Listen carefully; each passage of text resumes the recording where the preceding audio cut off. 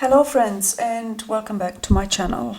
If you're new, my name is Monica. I'm a tarot reader and astrologer based in North Queensland in Australia, and today I want to share with you a very unique, somewhat unusual perhaps, tarot spread that I have used quite a few times over the past I suppose 15 years or so since I actually came across it. And I just find it really insightful, and I've never seen anyone do this spread before. So it's a spread that pertains to relationship and to how other people see you and what they perceive about you, I suppose. Now, this could be one-on-one relationship, like a romantic relationship, but it can also be relationship with a work colleague or any type of relationship. But it's also something that you can use when you have a group of people that you are in relationship with. So let me show you the spread so we know what we're talking about. Now, I was given the spread when I did my tarot studies back in New Zealand with Fern Mercier. And she shared this with us, and I'm not sure where it's come before that. This is my little folder of tarot spreads. I've done a video on this in the past. I'm not sure if it's still up. I'll have a look and share it if I do have it. But it's basically sort of where I keep all my tarot spreads. Well, not all of them. These are the ones that I really either find very useful or I work with a lot. And the spread that I have, that I wanted to look at today, here it is. It's called the Johari window spread. So this was a window that two people by the name of Joe Luft and Harry Ingham devised when they were researching human personality at the University of California in the 1950s, when they devised their Johari window. So the name comes from the amalgamation of their first names, Joe and Harry. So rather than measuring personality, the window offers a way of looking at how personality is expressed. So they observed that there are aspects of our personality that we're open about, and there are other elements that we keep to ourselves. And at the same time, there are things that others see in us that we're not aware of, and as a result, you can drop a 4-box grid, which includes a fourth group of traits that are unknown to anyone. All right, so here we go, cards 1, 2, 3, and 4. And this is how I literally do the spread, and I only do it with 1 card each. I mean, I suppose you could expand on this and do 2 cards each or 3 cards each, but I never have. I find that 1 card is, number 1, sufficient, and number 2, I kind of worry that if I do more than 1 card per square, it might get a bit complicated or confusing even. I don't know. 1 card each for me has been enough. So card number 1 is what is known to me and to others. All right, so this is known to both parties, and others could be, again, 1 person, or it could be a group of people. All right, so number 1, the public area contains things that are openly known and talked about, and which may be seen as strengths or weaknesses. So these could be pluses or minuses. This is the self that we choose to share with others. Card number 2, what is known to others, but not to me. So card number 2 is the hidden area, and contains things that others observe that we don't know about. They could be positive or negative again, and will affect the way that others act towards us. So that's card number 2. Card number 3 is the unknown area that contains things that nobody knows about us, including ourselves. So card number 3, not known to me or to others. And then card number 4, known to me, but not to others. So card number 4 is the private area contains aspects of ourselves that we know about and keep hidden. And I thought, excuse me, I'm still getting over some sort of awful flu. But I thought for this video, I would do this spread looking at myself, and the others is the viewers. So I guess this is like how the public at large that comes to view my videos perceives me, all right? So card number 1, known to me and to you, the viewers. Card number 2, known to you but not to me. Card number 3 is not known to either of us. And card number 4 is known to me but not to you. Okay, so for this spread, I'm going to use Tarot of the 78 Doors. This is hands down one of my favorite mainstream decks that are a bit quirky and a bit unusual, and I don't know, there's something about it. I've worked with this deck I've had it a long time, like 15 years or so, and it's been fantastic. So this is a Lo Scarabeo publication with artwork by Antonella Platano. So allow me a few moments to shuffle, connect with spirit, and then we will get into the reading.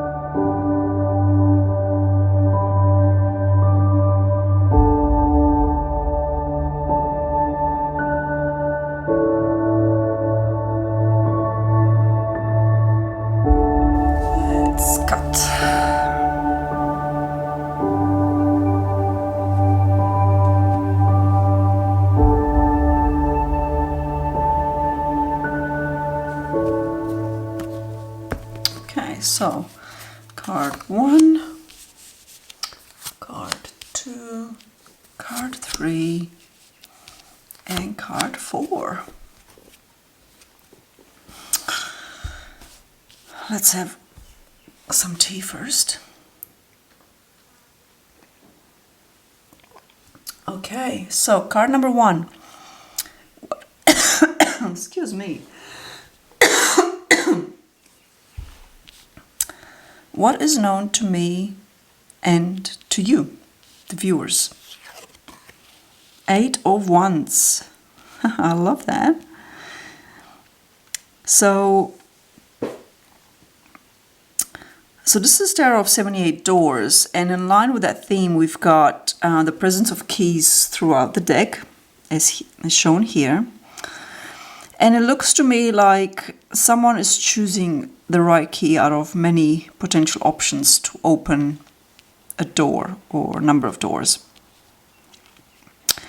And I kind of feel like the 8 of Wands, what's known to both you and I, is that element of synchronicity, because that's to me the 8 of Wands is synchronicity, and like it's in line with spiritual guidance very often, you know, things that happen synchronistically, if that's a word. I'm not sure, but and the other thing is it's about people coming to this channel to find, you know, the right answer, the right key that unlocks for them a conundrum, gives them an answer to an issue or something that they are interested in knowing about, like information and things like that. That's kind of how I see this. It's very much a one-on-one relationship, because while my videos are viewed by many, in essence, it is a one-on-one, because everyone has that one-on-one relationship with the video. And they obtain out of it, the solution or the answer that they come to seek. So that's known to both of us. And I think it's also, like what I was talking about before about synchronicity, I've always had a very strong alignment with spirit. I don't call myself psychic because while I agree with Diane Stein's book titled All Women Are Psychic, I very much agree with that, I kind of feel like the term psychic is a loaded term in the modern New Age spiritual circles, and I do not like the way that it's come to be viewed. Not that I don't believe in it or not, I absolutely do, but I think it's been bastardized by certain people in the New Age spiritual movement. Excuse me. So I feel like what's known to both of us is that I do have that, very much so. I've got a connection with spirit and with the synchronicities that unfold in our lives at the right time, at the right place. I very much know that. It's not just a belief, it's a knowing that I carry. But I also like this element of, me presenting you with the right key for your particular conundrum or situation. All right, so that's card number 1. This is known to both of us. Card number 2, what's known to you, the viewers, but is not known to me. The Four of Swords. Oh, goodness. I'm blind. What I actually really think this is that you as the viewer know to be in the situation where you're trying to find your way by feeling around, but you can't perhaps see clearly, okay? Because this person to me looks like a blind person. They're wearing shades and they've got that guiding stick. And you're trying to find the door. You're trying to find your path, where to walk through. And this isn't known to me. In a sense, I would think that by and large I've already found my path, which is very much a spiritual path, and it's one that's infused with tarot and astrology and the seasons, the cycles of nature, natural magic, and so on. So this is not known to me, so I'm not familiar with this experience. Although I have been very much so in the past, it's certainly not that I haven't had this experience. Is that I've struggled with it personally, and I've found my path, and that's where I am today. So this is known to you, but it's not known to me, all right?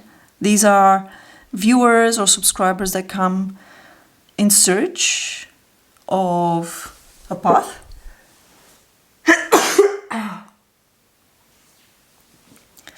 In search of an answer, in search of something that they need guidance to see and to view things and to have a solution. All right. So that's card number 2. Card number 3, not known to me or to you. So this is not known to either of us. The 10 of Cups. All right, so that's to me a community celebration and happiness and fulfillment. And it could be that both of us are still on our way to finding and defining our community, and a community that makes us feel fulfilled, emotionally fulfilled, and gives us inner happiness. I also think it's a card of recognition, right? Because these people are being recognized and celebrated by their peers. And perhaps it's a reflection of my channel being a small channel. It could be. But either way, card number 3, this is things that nobody knows about us, including ourselves. And it says that it might be because we've never exposed those areas of our personality, or because they're buried deep in the subconscious. And, perhaps this is a sign that I haven't really shown very much of this to you, the viewer. And I think that's largely in part because my personality just doesn't lend itself naturally to being, I know this will sound like an incongruous statement since I am on YouTube and since it is a public forum, but I personally am not the type to, give out a certain vibe or put on like a certain, some people, like, you can tell when they put on like a persona, and it's one that's always happy because, everyone gravitates towards that, right? But to me, I prefer to be authentic, in line with who I truly am. And it's not that I don't experience this in my life, it's just that I'm not the type of person to show that in a public sphere. Like every single video I've got to be happy, blah, blah, blah. Like, that's just not me. And I don't think that people who do that are fake necessarily. I think that they're well intended, they've got good intentions, and they want to perhaps uplift people by presenting that type of personality. Whereas for me, I would only show this if I'm really feeling genuinely called to that, if that makes sense.